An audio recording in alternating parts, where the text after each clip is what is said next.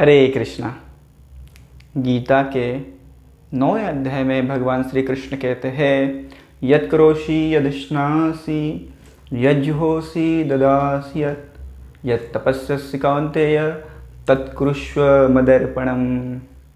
तो यह अर्जुन, आप जो भी कुछ करोगे, यत् करोषि यदश्नासि, जो भी कुछ खाओगे, यज्जुहोषि, जो भी यज्ञ करोगे, ददासि, यदि आप दान किसी को दे रहे हैं तो, यत् तपस्यसि कौन्तेय, आप यदि तपस्या भी कर रहे हैं तो वो मुझे अर्पण कर दो। हे अर्जुन, यदि आप मुझे अर्पण करोगे तो उससे क्या होगा, आपको उस चीज़ का कर्म नहीं लगेगा।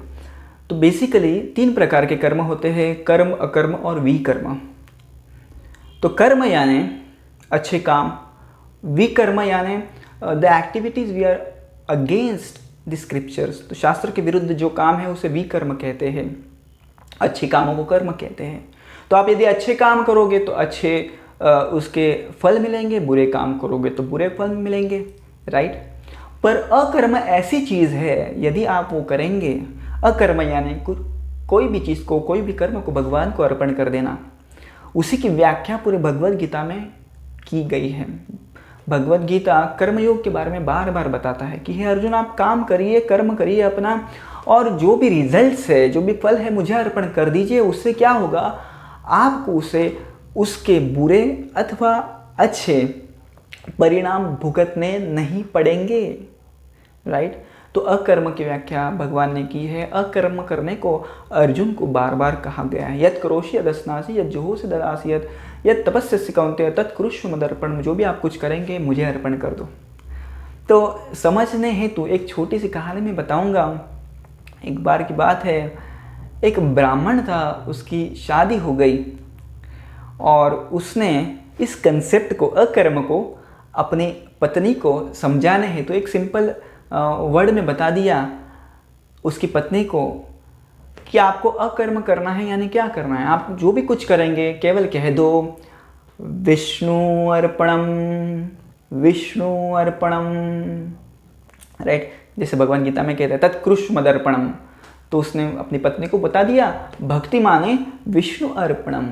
जो भी आप कुछ करेंगे, करने के पहले बोल दो ना विष्णु अर्पणम, लाइक दैट। तो उसकी पत्नी कुछ खाना खाती थी तो बोलती थी विष्णु अर्पणम, झाड़ू मारती थी तो कहती थी विष्णु अर्पणम, पानी पीती तो कहती थी विष्णु अर्पणम, like that. So simple it is. तो एक बार की बात है, नारद मुनि उस गांव से निकल रहे थे और उसने देखा कि ये जो स्त्री थी बड़ी भोली थी, सिंपल थी और कूड़ा कचरा जमा कर रही थी। और उसने उस कूड़े कचरे को ऐसे पकड़ा और कचरा कुंडी यानी डस्टबिन में डाल रही थी। तो उसने कहा विष्णु अर्पणम।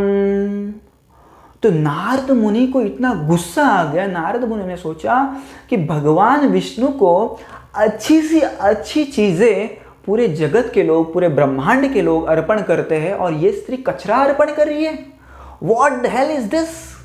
नारद मुनि बड़े गुस्सा हो गए और उस स्त्री को उन्होंने चाटा मार दिया कि आपको पता है आप क्या कर रहे हैं, भगवान विष्णु को पूरा कचरा अर्पण कर रहे हैं। तो उस स्त्री को कुछ समझा नहीं। उसने फिर जब चाटा पड़ा तो कह दिया विष्णु अर्पणम।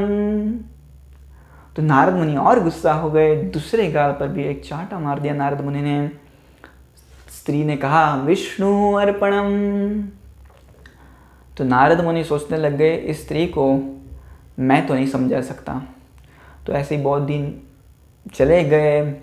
नारद मुनि एक बार वैकुंठ की टूर के लिए वैकुंठ चले गए विष्णु जी के दर्शन लेने के लिए। और तभी विष्णु जी को देखा उन्होंने, उनके सिर के ऊपर कुछ कूड़ा कचरा पड़ा था। Not only this, but Vishnu ji के दोनों गाल के ऊपर ऐसा प्रतीत हो रहा था कि किसी ने मारा है उन्हें।